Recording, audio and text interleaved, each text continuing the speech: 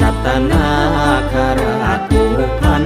ปกป้องคุ้มกันหมู่มันป่วยภัยศรีสัตนาคราชผูกพัน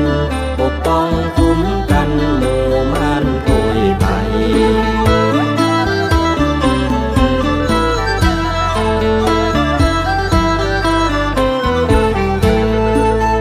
ลูกหลานอยู่เย็นและเป็นสุขช่วยปัดเป่าความทุกข์ทั่วแคว้นแดนใด